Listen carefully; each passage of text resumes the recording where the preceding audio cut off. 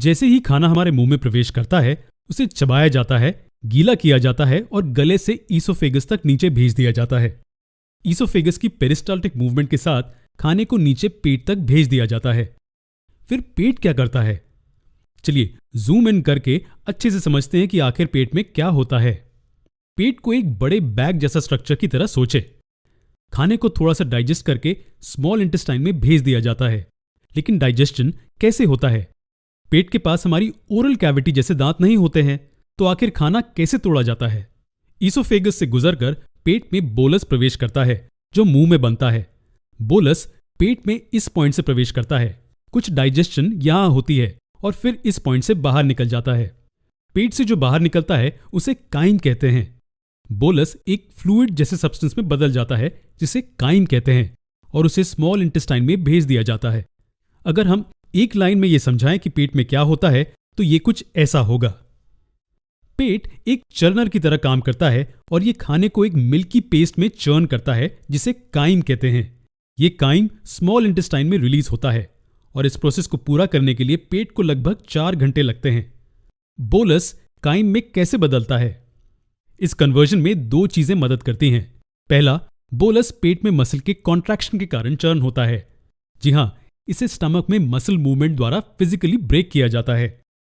Stomach का अंदरूनी layer wrinkle से भरा हुआ होता है, जिसे रूजे कहा जाता है, और रूजे डाइजेशन के दौरान खाने को पकड़ने और मूव करने में मदद करते हैं।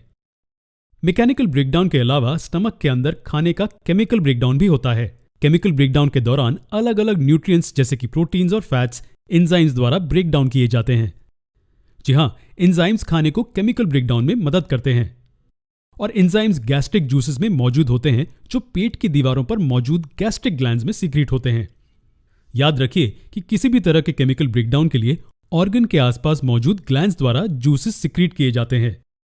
ओरल कैविटी में एंजाइमेटिक ब्रेकडाउन के लिए हमारे पास सलाइवरी ग्लैंड्स होते हैं, और स्टमक में खाने के एंजाइमेटिक ब्रेकडाउन के लिए हमारे पास गैस्ट्रिक ग्लैंड्स हैं। हमें केमिकल ब्रेकडाउन को डिटेल में समझना होगा। बोलस के केमिकल डाइजेशन में 3 चीजें मदद करती हैं। वो हैं हाइड्रोक्लोरिक एसिड, पेप्सिन और लाइपेज। हाइड्रोक्लोरिक एसिड नेचर में एसिडिक होता है।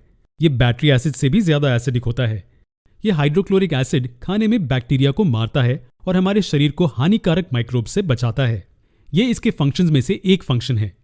हाइड्रोक्लोरिक एसिड पेप्सिन नाम के प्रोटीन डाइजेस्टिव एंजाइम्स को काम करने के लिए उचित स्थिति बनाता है।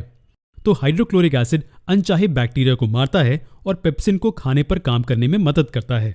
लेकिन पेप्सिन के बारे में आपका क्या कहना है? पेप्सिन खाने में एक प्रकार के न्यूट्रिएंट के एंजाइमेटिक ब्रेकडाउन में मदद करता है, और वो है प्रोटीन। जी हां, प्रोटीन को पेप्सिन नाम के एंजाइम द्वारा ब्रेकडाउन किया जाता है। ये पेप्टाइड में ब्रेकडाउन किया जाता है, जो कि प्रोटीन का पार्टली ब्रोकन डाउन रूप है। और स्टमक द्वारा सिक्रीट किया गया गैस्ट्रिक लाइपेज फैट्स के डाइजेशन में मदद करता है। तो हमारे स्टमक में खाने के केमिकल ब्रेकडाउन के बारे में ये 3 चीजें जानना जरूरी है। ये हैं हाइड्रोक्लोरिक एसिड, पेप्सिन और गैस्ट्रिक लाइपेज के रोल्स। जरा रुकिए, क्या आप जानते हैं कि हाइड्रोक्लोरिक एसिड नेचर में इतना एसिडिक है कि ये मेटल को भी डिसॉल्व कर सकता है? जी हां, ये इतना स्ट्रांग है। तो अगर ये इतना स्ट्रांग है, तो स्टमक खुद को कैसे बचाता है? ये इसलिए क्योंकि हमारा स्टमक म्यूकस की लेयर से कोटेड होता है, जो इसे ऐसे स्ट्रांग एसिड से बचाती है। और अगर ये लेयर किसी भी तरह से खराब हो जाए, तो हमें दर्दनाक अल्सर्स हो सकते हैं। डाइजेशन के अलावा स्टमक एक short term food storage facility के रूप में भी काम करता है। इससे हम ज्यादा खाना जल्दी खा सकते हैं और ये इसे बाद में डाइजेस्ट करता है। जब हमारा पेट भरा होता है, तो ये लगभग 2 से 3 लीटर तक चबाया हुआ खाना रख सकता है। चलिए इसे जल्दी से रिव्यू करते हैं। हमारे पेट में 2 चीजें होती हैं। पहली, हाइड्रोक्लोरिक एसिड बैक्टीरिया को मारता है और एंजाइम्स को काम करने के लिए उचित स्थिति बनाता है। और एंजाइम्स प्रोटीन्स और फैट्स को सिंपल कंपोनेंट्स में ब्रेक डाउन कर देता है।